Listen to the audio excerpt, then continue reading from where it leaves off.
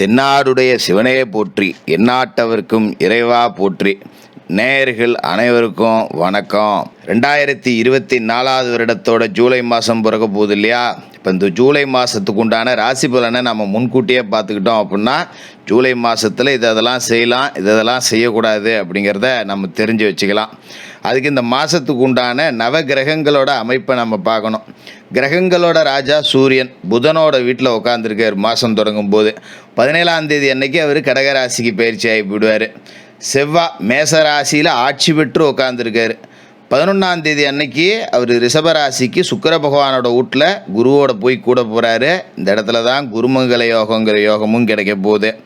அதோட சுக்கிர பகவான் மிதுன ராசியில் இருந்துக்கிட்டு 7ஆம் தேதி அன்னைக்கு கடகராசிக்கு போகிறாரு. புதன் கடகராசியில் 30 நாளைக்கும் இருக்க போகிறாரு. குரு பகவான் ரிஷபராசியில் இருக்கார். குரு பகவான் ரிஷபராசியில் இருந்துட்டு கன்னிராசி, விருச்சிக ராசி, மகர ராசியை பார்க்குறாரு.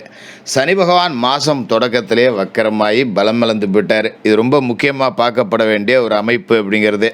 அதோட சர்ப்ப கிரகங்களான ராகு கேதுக்கள்ல ராகு மீனராசியில் குருவோட வீட்டில் இருக்கார். கேது புதனோட வீட்டில் கன்னிராசியில் இருக்கார். இதில் கேதுவை குரு பார்த்து புனிதப்படுத்தி விட்டுறாரு. அப்போ இந்த கேதுவால் எந்த பிரச்சனையும் யாருக்கும் வரப்போகிறதில்ல. ராகு மீனத்தில் குரு மாதிரி உட்காந்துக்கிட்டு என்ன செய்ய போகிறாரு, சனி வக்கரமாகி என்ன செய்ய போகிறாரு அப்படிங்கிறது எல்லாத்தையுமே நம்ம ரொம்ப துல்லியமாக பார்க்கணும். இந்த மாதத்தில் புதாதித்ய யோகம் இருக்குது, புத சுக்கிர யோகம் இருக்குது. எல்லாத்தை விட முக்கியம் குருமங்கல யோகங்கிற ஒரு அற்புதமான யோகமும் இருக்குது. இது எல்லாம் சேர்ந்து உங்களுக்கு என்ன கொடுக்க போகுது அப்படிங்கிறத பார்த்துருவோம். சிம்மராசி நேயர்களே, உங்களுக்கு இந்த ஜூலை மாதம் எப்படி இருக்குது அப்படின்னு பார்த்தோன்னா, அதாவது வருட கிரகங்கள் அப்படின்னு சொல்லப்படுற சனி பகவான் பார்த்திங்கன்னா உங்களோட ராசிக்கு 7வது வீடு அப்படிங்கிறது கலத்திர ஸ்தானத்தில் இப்போ சனி வக்கரம்.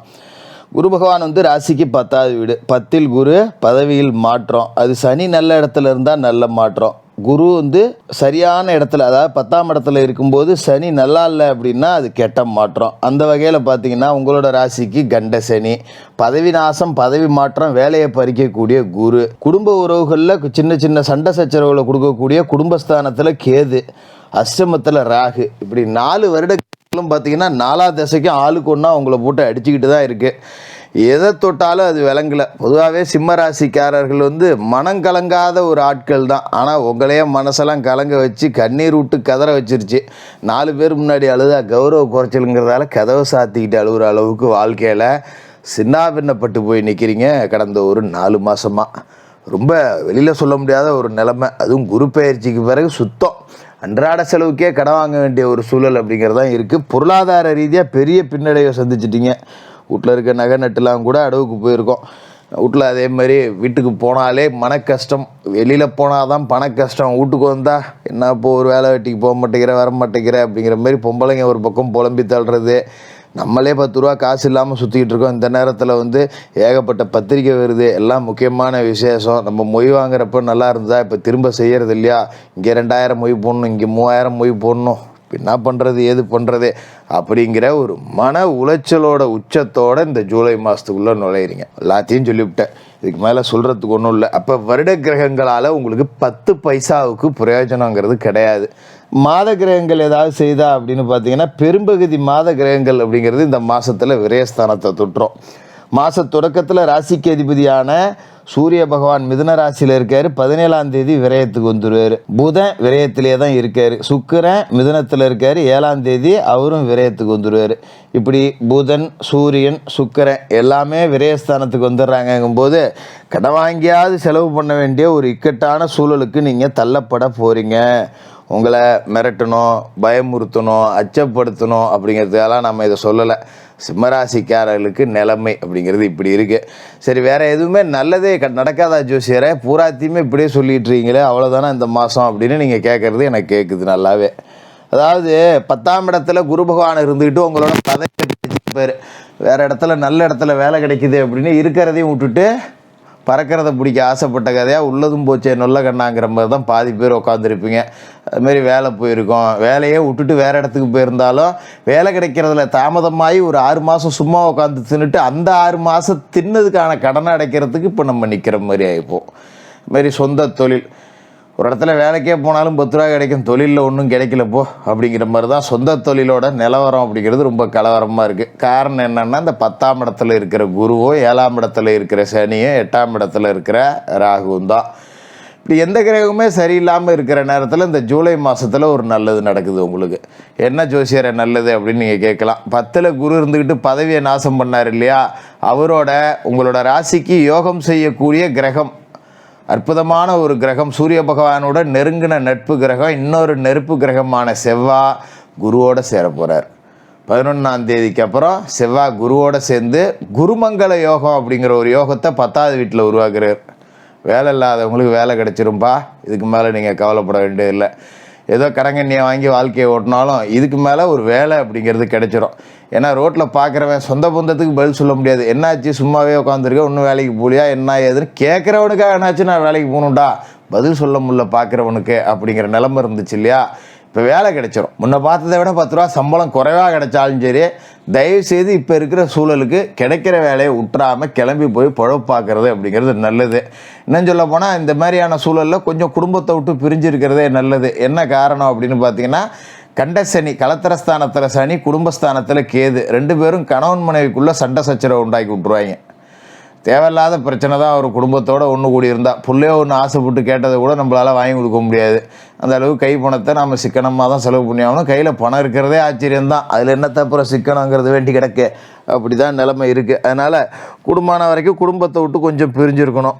நம்ம அத்தியாவசிய செலவு அப்படிங்கிறதுக்கு மட்டும் கொஞ்சம் காசை செலவு பண்ணிக்கிட்டு அனாவசிய செலவு அப்படிங்கிறதெல்லாம் குறைச்சிக்கணும். இப்போ சனி பகவான் வக்கரம் அடைஞ்சிருக்காரு இல்லையா. இப்போ சனி பகவானோட பார்வை அப்படிங்கிறது பார்த்திங்கன்னா உங்கள் ராசியிலே விழுந்து போச்சு. சனி கும்பத்தில் இருந்துக்கிட்டு 7ஆம் பார்வையாக உங்கள் ராசியை பார்த்தாரு இல்லையா. இப்போ அவரோட பார்வைக்கு உண்டான அந்த பலம் அப்படிங்கிறது குறையுது. அப்போ அந்த வஜ்ர பார்வை அப்படிங்கிறதுலேருந்து இப்போ நீங்கள் கொஞ்சம் வெளியில் வரீங்கன்னா சுத்தமாலாம் வரமாட்டீங்க. அந்த பார்வையோட வீரியம் அப்படிங்கிறது கொஞ்சம் குறையும். அதனால் இதுமாரி வேலை இல்லாதவங்களுக்கு வேலை கிடைக்கிறது, கொஞ்சம் ஒரு கடன் அடையப்படும். ஒரு 10,000 கடன் வச்சுருக்கேன்னா ஒரு 3,000 கடன் அடைக்கலாம். ஒரு 7,000 தானே இருக்குது, பதில் சொல்லிக்கோ, எப்பா 3,000 கொடுத்துட்டப்பா, 7,000 தரமாட்டேனாப்பா அப்படிங்கிற மாதிரி காலத்தை ஓட்டிக்கலாம். இது பெரிய கோடீஸ்வரனாக இருந்தாலும் அவனுக்கும் லட்சக்கணக்கில் கோடிக்கணக்கில் கடன் இருக்கும். சொத்து ஒரு பக்கம் இருந்தாலும் கடன் ஒரு பக்கம் இருக்கும். சூழல் அப்படி தான் இருக்குங்கிறதால உணர்ந்து நடந்துங்க. இந்த சனி பகவானோட வக்கரம் அப்படிங்கிறது உங்களுக்கு சின்ன வாய்ப்புகளை உருவாக்கி கொடுக்கும். இந்த ஜூலை மாதத்தில் இன்னும் 4.5 மாதம் இருக்குது. இந்த 4.5 மாதத்துக்குள்ளே, அதாவது இந்த ஜூலை மாதத்துலேயே ஒரு பலன் கிடைக்கும். குருமங்கள யோகம் வேறு கிடைக்கிது அப்படிங்கிறதால ரெண்டும் சேர்ந்து கடந்த காலகட்ட அவமானங்களை அடுத்த நாள் பதில் சொல்ல முடியாமல் கைகட்டி நின்ற நிலைமையை சமாளிக்கக்கூடிய அளவுக்கு ஒரு வேலையை கொடுத்துரும். செய்தொழிலையும் 10 ரூபா வருமானம் கிடைக்கும். கொஞ்சம் மாற்றி யோசிக்க வைக்கும். இதையே செஞ்சுக்கிட்டு இருந்தால் வருமானம் இல்லை, சரி வேறு ஏதாவது செய்வோமா அப்படின்னு உங்களை முயற்சி எடுக்க வச்சிரும். அதுவாகவே முயற்சிகளை எடுங்க. தொடர்ச்சியாக கடுமையான உழைப்பு அப்படிங்கிறது தான் ரொம்ப முக்கியம். ஏன்னா சனி பகவான் உங்களோட ராசியை பார்த்துக்கிட்டு இருக்காரு அப்படிங்கும்போது உங்களோட உழைப்பை தான் ரொம்ப முக்கியமாக பார்ப்பார். வேர்வை சிந்தி நீ உழைச்சிட்ட, அது மாதிரி எவ்வளோ கஷ்டமாக இருந்தாலும் இன்னொருத்தனுக்கு நான் துரோகம் பண்ணலை, யாருக்கும் தீங்கு விளைவிக்கல, ஒருத்தனை ஏமாற்றணும்னு நினைக்கல அப்படின்னு சொல்லிட்டு கஷ்டத்துலேயும் நேர்மையாக இருக்காம பாருங்க. சனி பகவானை அவனுக்கு ரொம்ப பிடிக்கும், வாரி கொடுத்துருவார். நீங்கள் சிம்மராசி, சனி பகவானுக்கு பகை கிரகம் அப்படின்லாம் பார்க்க வேண்டியதில்லை. சனி பகவான் நீதிகாரகர். தனக்கு ஒன்று, தன்னோட பகை கிரகத்துக்கு ஒன்று, நட்பு கிரகத்துக்கு ஒன்று அப்படின்லாம் தீர்ப்பு எழுத மாட்டார். எல்லாத்துக்குமே ஒரே தீர்ப்பு, நியாயமான தீர்ப்பு தான். அப்போ கர்ம வினைகளின்படி வாழ்க்கையை நடத்துங்க. பிற உயிருக்கு தீங்கு விளைவிக்காத ஒரு வாழ்க்கை, வறுமையிலும் நேர்மை, இதை கடைப்பிடிச்சிங்க.